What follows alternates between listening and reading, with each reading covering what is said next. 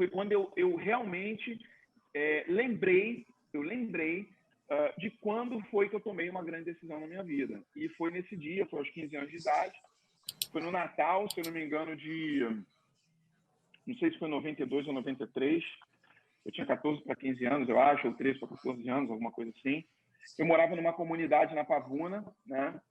A gente já tinha passado muita coisa, né, bicho? Meu pai, ele teve grana, e quando eu era bem pequeno, meu pai começou a perder tudo, né? A história é longa. Eu vi meu pai perder, né? Assim, os carros, primeiro foram os carros, depois motos e carros, depois foram os móveis da casa, a empresa já tinha ido para o saco, meu pai já estava quebrado, e depois, por último, a gente perdeu o apartamento que a gente morava. E não era um apartamento caro, eu morava em Auma, né? Eu morava num condomínio comum, né? Mas o meu pai tinha uma condição muito boa, meu pai era um dos caras mais bem-sucedidos ali, se não fosse o mais bem-sucedido ali. E aí nós perdemos absolutamente tudo. Aos 10 anos de idade, a gente saiu de lá, fomos morar de favor numa casa emprestada de um amigo do meu pai. Ele emprestou uma casa do meu pai. Esse cara, o meu pai montou uma joalheria para ele, que meu pai trabalhava com joias. Não, e aí eu fui morar na Pavuna e tal, de favor. Moramos nesse lugar de 2 a 3 anos. Esse cara separou da mulher e pediu a casa. E a gente foi morar numa comunidade. Eu morei nessa comunidade por uns 2 a 3 anos também. E nesse período dessa comunidade, então eu vi meu pai sofrer muita coisa, né, cara? Em Auma, morando nessa casa, depois na comunidade. As coisas estavam muito difíceis para ele e para minha mãe. Minha mãe muitas vezes trabalhava aos domingos no galinheiro da esquina para poder trazer um frango para dentro de casa. Meu pai trabalhava a semana toda, mal conseguia ter grana para comida. Meu pai era muito teimoso, né, na profissão dele e tal. E estava com muita dificuldade mesmo, tentando empreender, né, dando as cabeçadas dele. E até que um dia chegou o Natal, né? O Natal, e no dia de Natal começou a chover muito forte. No Rio de Janeiro era muito comum, época de Natal e Ano Novo, chover, né, cara?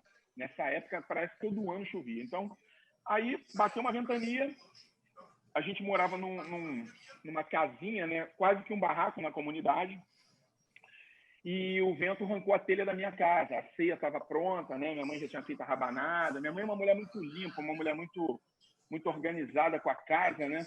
Então ela era chata. A gente morava na favela, mas você entrava na minha casa... Era pobre, mas era limpinha, né? Era pobre, mas era limpinha. Minha mãe era chata com a limpeza da casa e com comida, brother.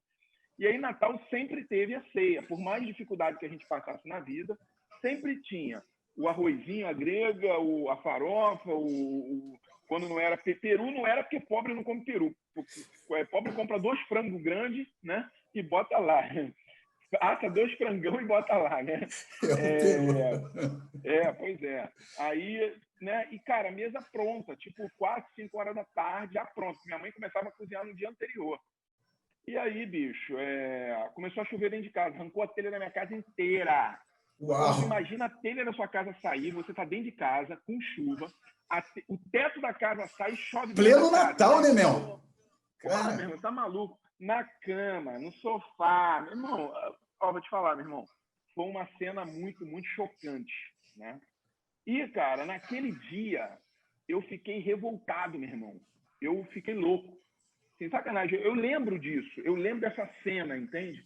Eu só não lembrava que foi esse o momento que tinha transformado realmente a minha vida. E depois, ligando os pontos, eu percebi que sim, porque a partir dali, até aquela data, eu só ia para a escola para zoar e repetir.